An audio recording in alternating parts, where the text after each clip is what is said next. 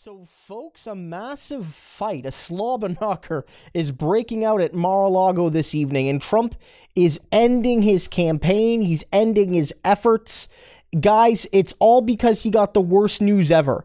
People are turning on him. People are refusing to back him. People are refusing to give his campaign the money and momentum he needs, and Trump is resigning himself to defeat, and he's resigning himself to giving up.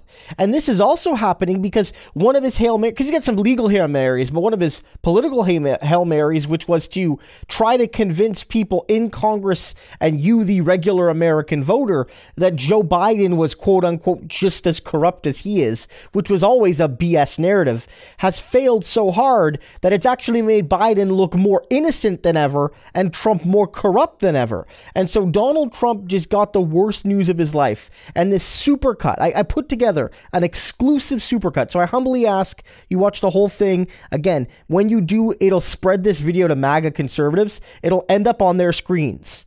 And for the first time ever, thanks to you, they're going to see some truth, a truth bomb on them this Friday night. But I want to read something to you because this really goes into the moment, the exact moment tonight that Donald Trump realized all hope was lost and his campaign was over. And the clips I show you make it even worse. But this is from Ron Filipkowski, who always finds these really good pieces of info. And he says, only 4 of Trump's 44 cabinet officials have endorsed him.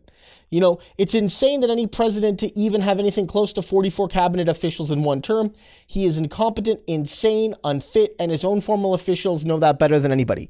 Watch this, and you're going to see in real time the exact moment Trump's campaign ended from Trump himself.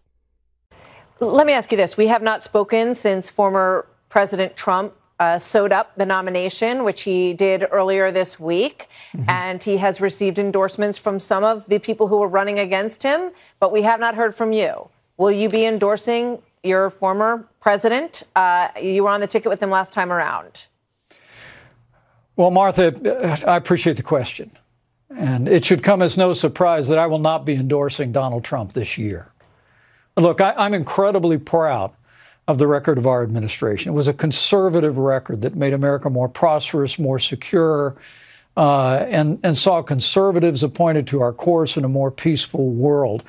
But that being said, during my presidential campaign, I made it clear that there were profound differences between me and President Trump on a range of issues, and not just our difference on my constitutional duties that I exercised on January the 6th. I mean, as I have watched his candidacy unfold, I've seen him walking away from our commitment to confronting the national debt. I've seen him starting to shy away from a commitment to the sanctity of human life. And this last week, his reversal on getting tough on China and supporting our administration's effort to force a sale of ByteDance TikTok. Why do you think he did that? Why do you think he had that reversal on that before we go, sir? Well, I can't speculate on it, but what I can tell you is that in each of these cases, Donald Trump is pursuing and articulating an agenda that is at odds with the conservative agenda that we governed on during our 4 years. And that's why I cannot, in good conscience, endorse Donald Trump in this campaign. But let me say one last thing. That being said, look, Republican primary voters have made it clear, Martha, you know, who they're for in this election. What I'm going to spend the rest of this year on is talking about what we should be for, and that is the broad mainstream conservative agenda that's defined our party and always made America strong and prosperous and free. Well, understood. I got 2 seconds, but who are you going to vote for in November? Well, like most Americans, I'm going to keep my vote to myself. But you know, would you vote for President Biden? I would never vote for Joe Biden. But how I vote when that curtain closes is that'll be for me. But are you looking for a third party emerging? No, character? Look. What I can tell you is that where I'm going to spend my energies is on making sure that My fellow Republicans, independents, and many Democrats around the country know that it is a commitment to limited government and the Constitution, a commitment to a strong defense and American leadership in the world, a commitment to traditional values that's always made this country prosperous and free. And I'm going to advocate for that. You're not going to run as a third-party candidate of any kind, are you, sir? Or are you? I'm a Republican, Martha. All right. Vice President Pence, thank you very much. Always good to talk to you, sir. We'll see you soon. You too. We're going to take quick. I think he's the only one. I quickly tried to see if Chris Christie had said he wouldn't endorse Trump. Yeah. I know Nikki Haley said she would endorse the nominee. Mitch McConnell's already endorsed Donald Trump. We've been talking all week about voters and this swath of voters looking for a permission structure to not vote for Donald Trump. They just got a giant one in Mike Pence.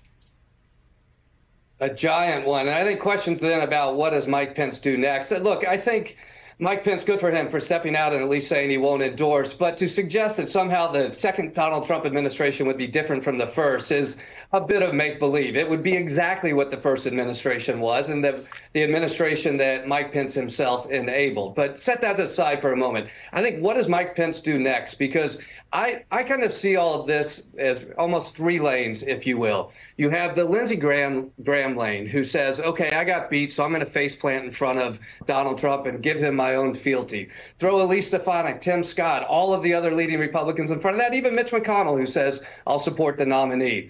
And then you have those who say, like Mike Pence, I simply can't endorse him. Does that become kind of the Mike Pence, Jeb Bush lane where they stay out of politics? And at least in that sense, they made their peace, they stepped out, but they're not too cute by half. And then the third is those who stay in the arena to continue to say, I'm against Donald Trump, but fail to go all the way to say, so the way we stop him is to vote for Joe Biden.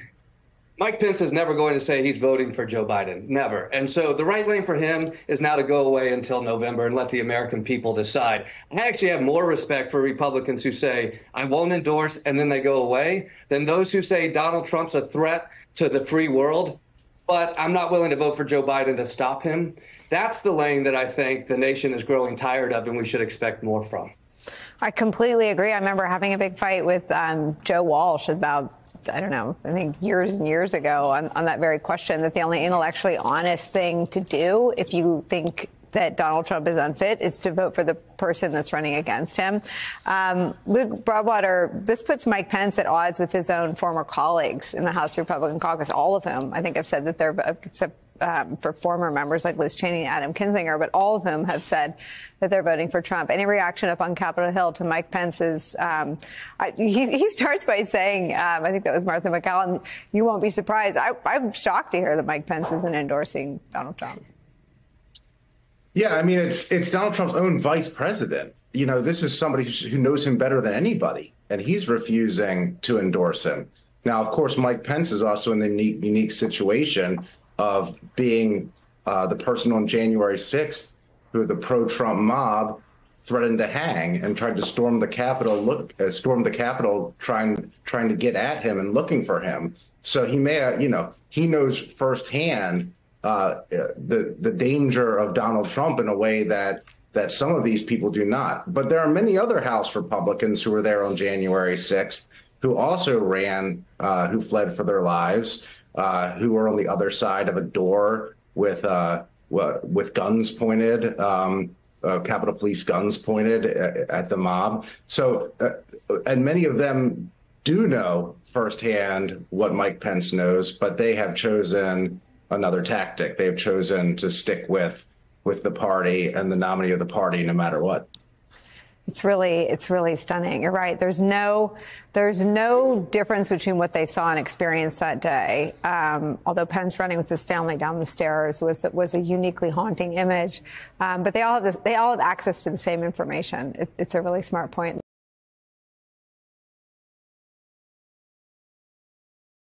Impeachment, and we've made it a social media issue as opposed to a constitutional concept. This place just keeps going downhill, and I don't need to spend my time here. I have made it plain and simple that I don't think that the impeachment of Biden is appropriate, and so Mike Johnson's ability to talk me into staying here is going to be about as successful as his ability into talking me into unconstitutional impeachments.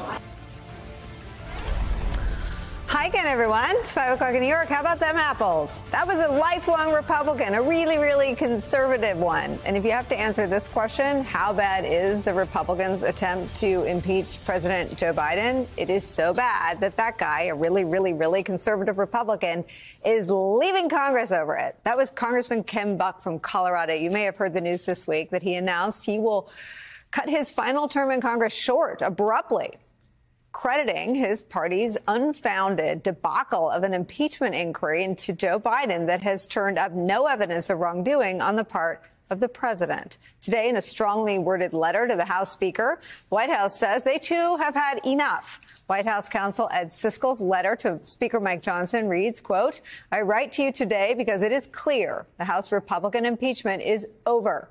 The House majority ought to work with the president on our economy, our national security, and other important priorities on behalf of the American people, not continue to waste time on political stunts like this."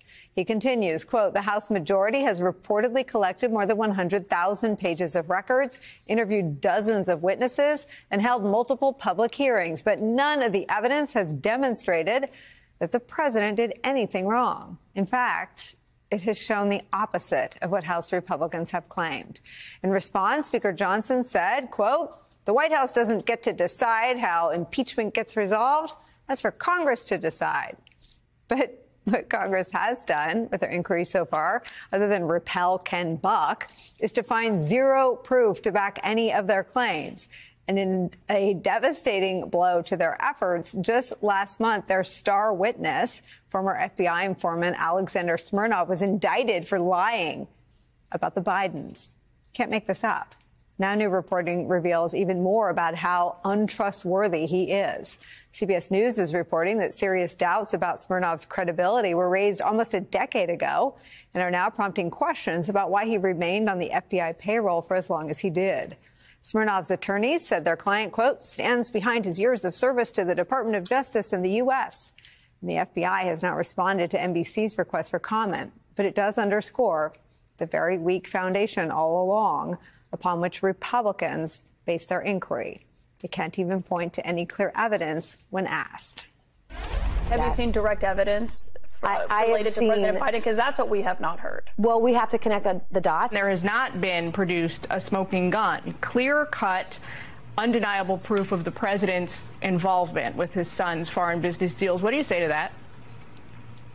Well, we've never claimed that we have direct money going to the president. We find more potential evidence that needs to be obtained, more hints, more accusations that need to be investigated. In an interview with Punchbowl News this week, a House Republican leadership aide called out the two Republicans running the inquiry, saying this, quote, "Jim Jordan and James Comer are becoming the chairman who cried wolf, promising a there over and over and over again and producing nothing anywhere close to an impeachable offense," end quote. The White House saying enough is enough.